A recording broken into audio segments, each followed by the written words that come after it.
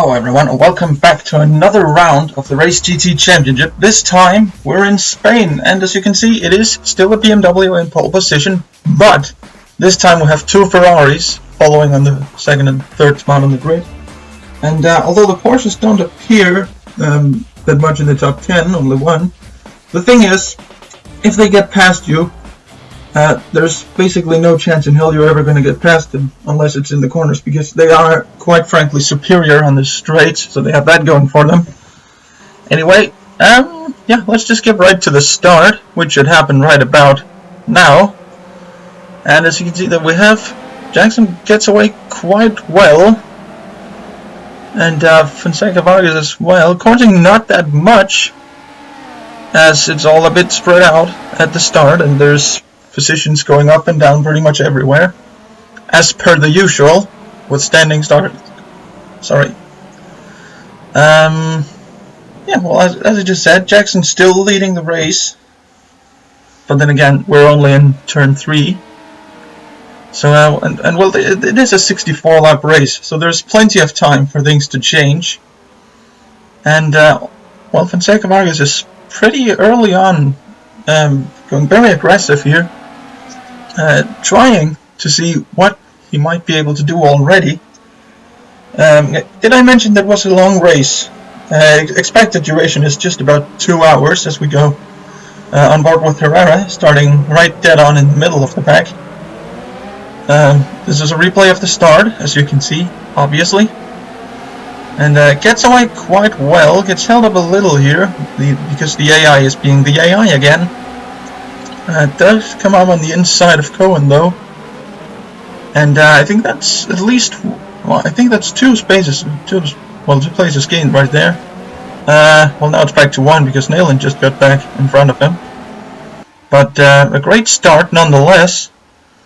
Back to the action, and well, Fonseca Vargas is really giving it all, but he's kind of lost his momentum there, which allows Cording to get back in front of him.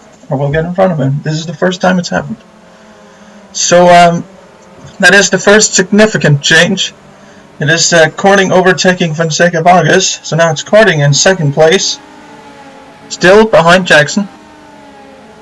And Nagato as well in fourth, is doing very, very good on this first lap.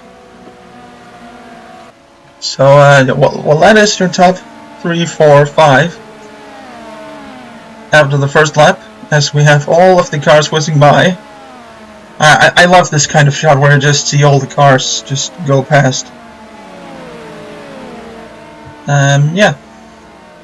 What's really more to say about that? It is an interesting camera angle. Now what I said about Nagato here, as he goes up into third place on lap 2, yeah, a well executed maneuver, and that would become the standard maneuver. Not just for him, but for everybody. Basically, that corner would be the ideal overtaking spot. And it would happen lots and lots and lots of times. In fact, I think I've only taken about 10% of all the overtakes that happened in that corner. That's about how many there actually was. And yeah, well, as you can see here, that's Cording doing the exact same thing, but this time for the lead. So that's the first lead change. And well, again, I really did not bother to count how many lead changes there actually were, because it was happening almost on a lap-to-lap basis. The exact same maneuver at the exact same place. And yeah, well, just to reinforce that point, here is Nagato doing the exact same thing again. Got past Jackson earlier. And yeah, well, you might say that was about what would summarize this race. There was the odd... well, yeah, Cording can do it here as well, just demonstrating that you can actually overtake on other parts of the circuit. So, you know, and at this time, at this point, it began to feel like I'm just watching a big replay. Like, literally everyone is doing the exact same thing to overtake. So, until again we come to the odd ones, again courtesy of Cording, and I really don't know what time, what lead change this is. It's probably in the hundreds, if I'm not much mistaken. It really happened quite often, and it shows that, well, at least the Ferraris are now definitely competitive with the BMWs. Now, the Porsches might still need a little bit of work, but as I said, they are humongously great on the straights. I think down the straight they're clocking in at least 5 kilometers per hour faster than everything else. So, yeah, then we have a bit of a scramble here for P3. As Loza goes past Jackson, and Swearsy and the Dank Tank follows. The Dank Tank has been doing extremely well so far. Yeah, tries to go up the inside of Loza, but not quite there, or is he? No, I think he may have got it. No, not quite. Not quite, but for credits for the attempt, it's going to be a little hard to keep it around the outside here. Great try nonetheless. And now he's just got to watch out for Jackson coming down into this next corner, as they're out of shot. See what we can conclude from that. Yep, Jackson's got the position back. And, well, the battle at the lead just raged on, and it was like this the entire time. They wouldn't lead for much more than a couple of laps at most, and then the other one would just do exactly what Nagato just did. Just dive to the inside in turn 4 and everything will be okay. The battle for 5th, Raven had somehow found his way up there and was now battling the Dank Tank. And as I said, once the Porsche has got past you, it's going to be quite difficult to get back in front of it because it simply has such great acceleration.